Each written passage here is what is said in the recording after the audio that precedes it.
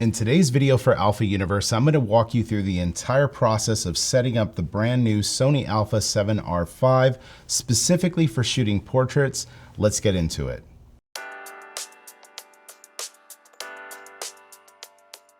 Welcome back everyone. Let's get right into it. I've got a brand new Sony Alpha 7R5 here in front of me.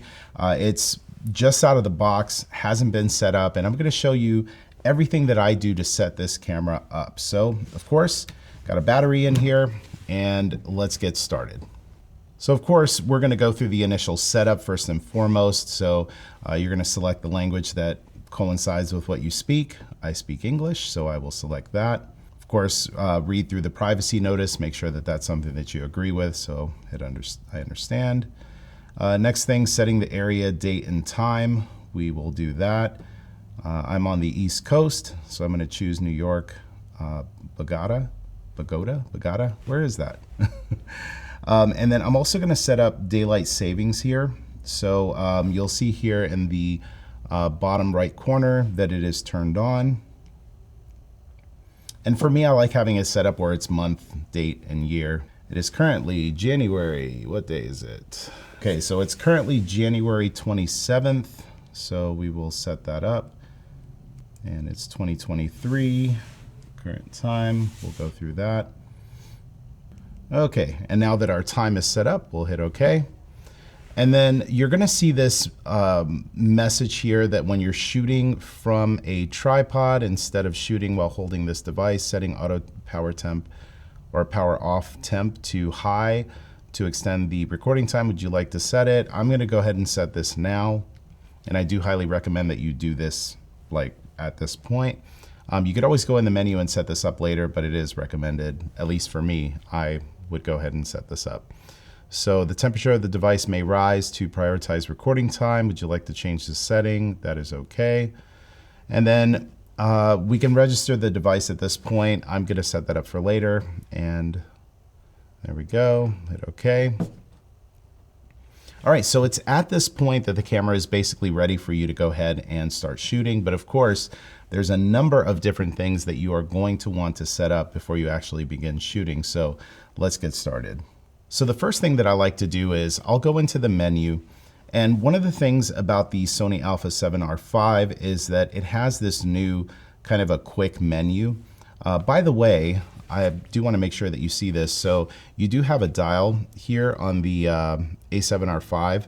You want to make sure that you have it set to the mode that you plan on adjusting the settings for, because you do get different options. If you have this set to the camera button, that's going to give you your options that are specific to shooting stills.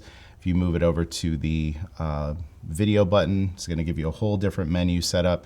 So if you are setting this up and you're seeing things that are different than what I'm talking about, make sure that it is set up to that camera stills shooting mode. So if you do that, you're gonna see that you have this main menu, and I'll just go down here. And once you go here, you're gonna see that the majority of your settings, they're actually all on this kind of quick and easy tab for you to access. Now, there are certain things that I'm gonna set up here, and then there are other things that I'm gonna dig into the menus and set those things up separately. So within this main menu, the things that I'm going to set up first and foremost is going to be the image quality settings. Now, straight out of the box, this thing is set up to shoot JPEG. If you are primarily a JPEG shooter, please continue. You can leave that set to JPEG. However, for myself, I tend to either have my camera set to shoot RAW, or I will have it set to shoot RAW and JPEG. So when do I choose, to do RAW and JPEG versus just RAW?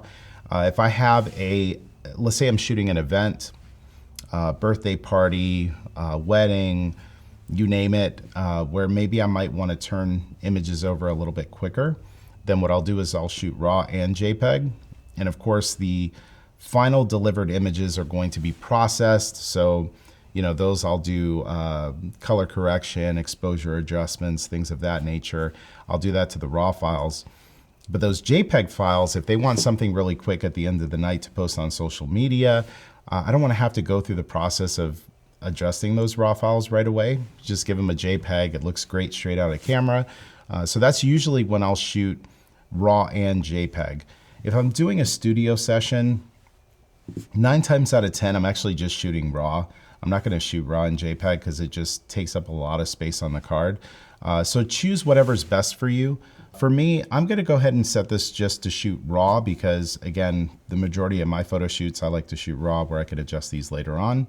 Just to show you this as well, if I set RAW in JPEG, one of the things that I also make sure to do is you wanna set your JPEG quality. If you want the best quality that the camera is able to output, you wanna set this to extra fine. And just make sure that your JPEG image size is set to 60 megapixels. It should already be set up that way because this is, again, straight out of the box. So you could do RAW and JPEG, fairly simple. I'm gonna bring it back to RAW because again, we're just gonna assume that we're shooting RAW moving forward. So we'll select OK. The next thing that we're gonna do is we're gonna go into the menu here and we're going to our Rec Media Settings. And here in this menu, we're gonna make sure that the correct memory card is actually set up to capture the stills that we're taking. So for me, I like to have it set to slot 1. Makes it really easy for me to just know like the top slot is the one that's recording the images. So recording media slot 1. I will set the auto switch media turned on in the event that I am shooting. If I have dual memory cards, once one gets filled, it'll automatically switch to the next. Now the next thing is really important. If you currently shoot with off-camera flash or with a wireless flash, or maybe if you intend to do so in the future, just go ahead and turn this on now. It will save you a ton of trouble. So here in this menu, you'll see wireless flash. It's currently out of the box set to off. You wanna make sure you turn that on. And then now in this way, if you're using this with an off-camera flash, it will make sure that if you put something on the hot shoe, it's just gonna work, which makes it super, super easy. The next thing that I'm gonna set up is the focus mode. So we'll go down here to focus mode. Out of the box, it's set up to focus mode automatic AF. I personally like to take my portraits 99.9% of the time. I'm gonna be in this continuous autofocus mode. What that's gonna do is if I have that and I have eye autofocus already set up, as the person moves around the frame, it's going to track the eye, it's gonna keep them in focus. So this is gonna be the mode, the focus mode that I would recommend for shooting portraits would be continuous AF. So it's at this point that we're kind of done with this main menu. Most everything that needs to be set, it's actually already set up the way I like out of the box. Other adjustments like shutter and aperture, that gets adjusted on the dials on the camera as you're shooting. So we're finished in this menu. We're going into our main menus here and we're gonna make some adjustments in here to continue this process of setting up this camera. Okay, so let's go into our menu here. And the first thing that I'm gonna set up here, I'm gonna go down to File.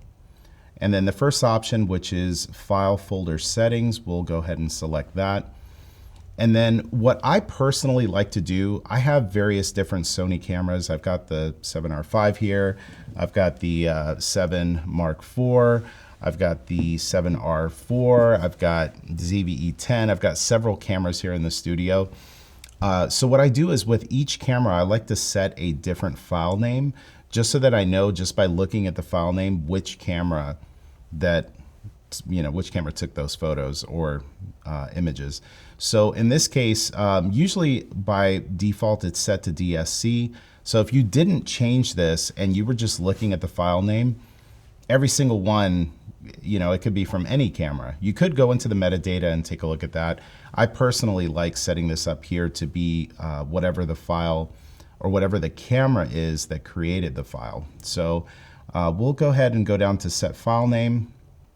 Okay, so we're gonna set this up. We'll leave it as 7RV so that we know that this is coming off of the 7R5.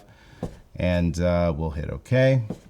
So now whenever I shoot my still images, the file names are gonna begin with 7RV, and I know that they were taken with this. So within this menu, this is basically all that I'm gonna set up. So we'll go back to our main menu. And then within this same menu, the next thing we're gonna do is go down to copyright info. I personally like to set the copyright of my images within the camera so that that's already taken care of. Some of us, for example, Before I did it in camera, I would do it in post-production where I would attach the copyright info. But I do like that within the camera, I could actually go ahead and set that up. So we'll go ahead and turn on write copyright info. And then I'm just going to breeze through this here really quickly. I'm just going to put my name here for the copyright details. Okay, so we have set photographer to myself. You're going to set it to your own name. Hit OK. We'll set copyright here, and we'll do this once again. Put my name. Of course, you're going to put your own name. Okay, and now we have copyright holder name set. And then, of course, display copyright info. So there it is. Photographer and copyright holder happens to be same person. All right, so that's set up. So we're good there on the copyright. Let's move on to the next step. Now, the next thing that I would usually do is go into tab number 9, which is shooting display. And for me, I like to have my grid lines set up. So I'm going to turn that on. I would highly recommend that if you're shooting, it's one of the big benefits of shooting with an EVF and shooting with a mirrorless camera is being able to display your grid lines. I believe I have a video about this here on Alpha Universe, which we'll link up in the cards. But you want to make sure that you have this on because if there's any kind of lines in your image, let's say for me, as an example, looking at the monitor here of the video recording, you can see I have these shelves behind me. Oftentimes I want to make sure that we don't have a Dutch tilt happening. Dutch tilt is basically where you have like a horizon line and it's at an angle. I want those lines to appear straight.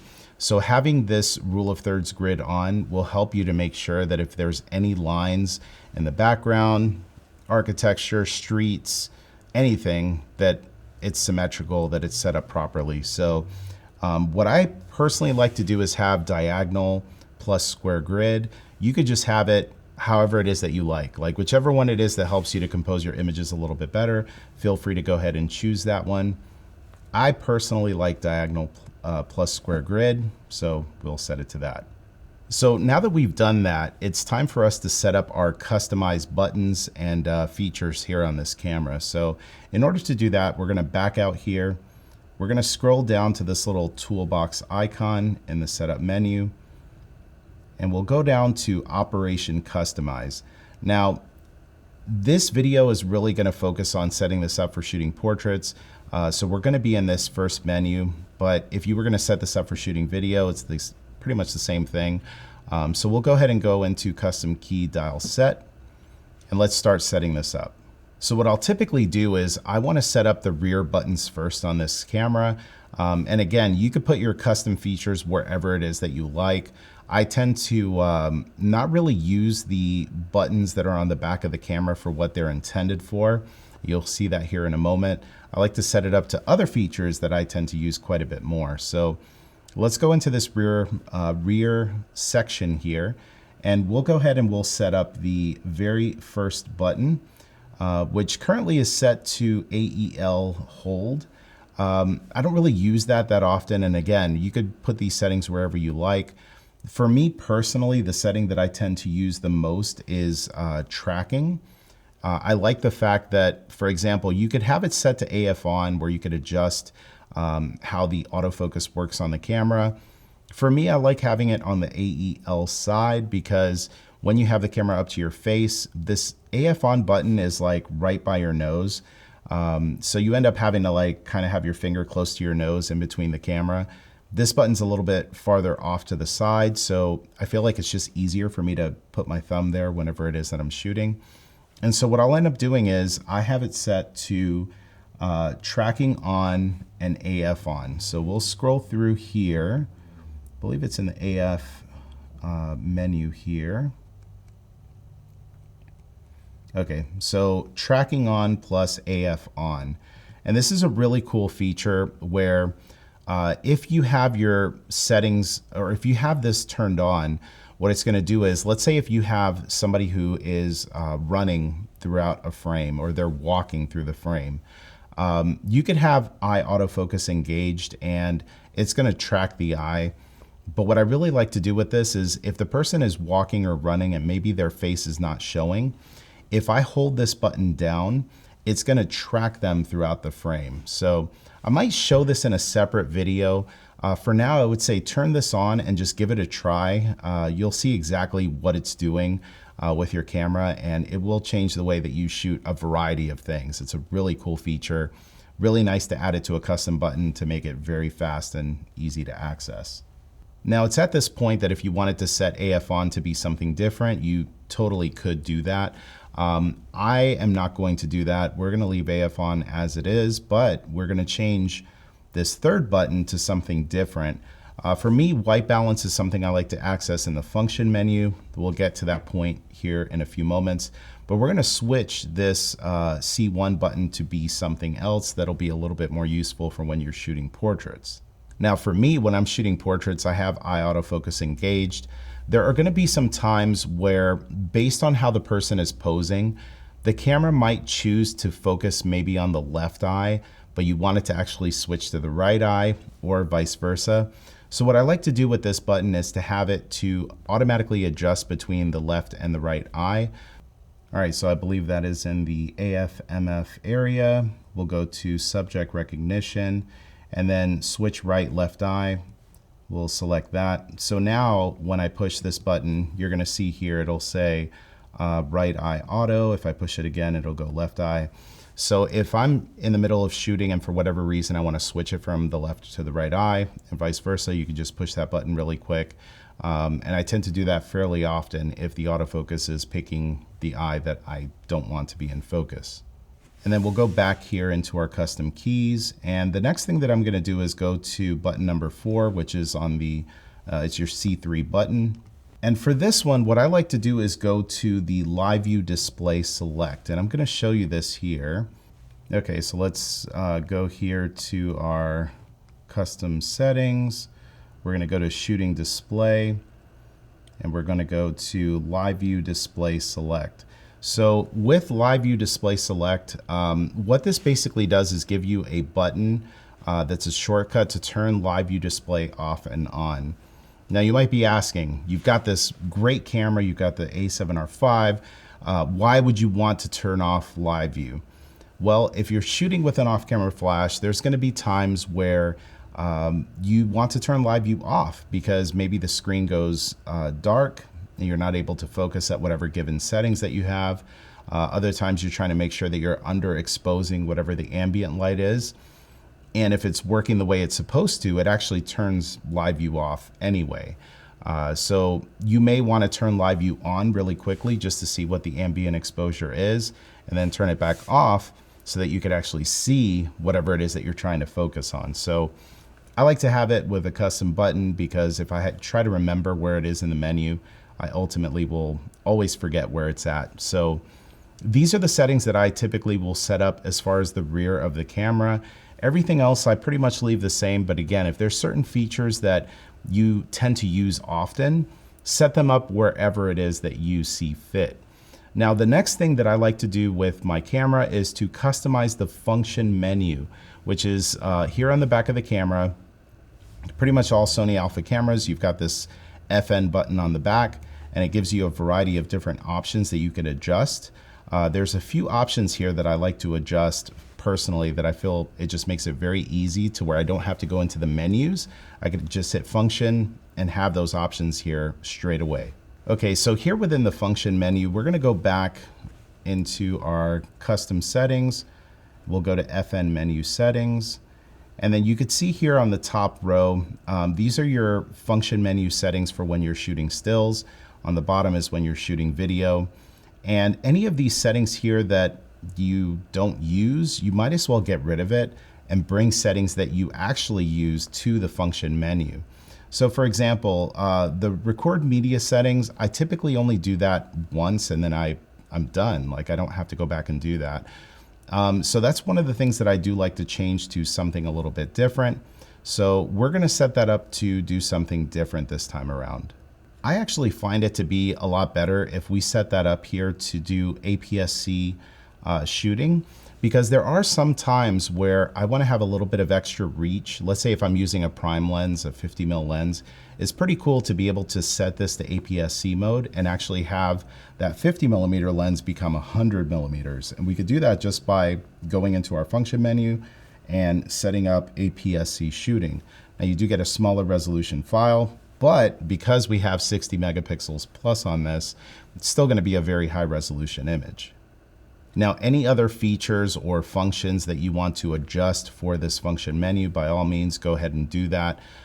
You can go in here and customize every single option that's within this menu. But for the most part, that's how I set up my camera for shooting portraits. It's pretty straightforward, pretty easy. Hopefully this walkthrough helps you out so that when you get ready to shoot, it should be super easy. Let me know if you have any questions. If you have any advice for how you set up your camera, leave that in the comment section below. And if you're not already subscribed to Alpha Universe, make sure you subscribe because we put out helpful videos every single week. Now, if you want to learn more about the Alpha 7R Mark V, check out the videos that you see here on the screen, and I'll see you there.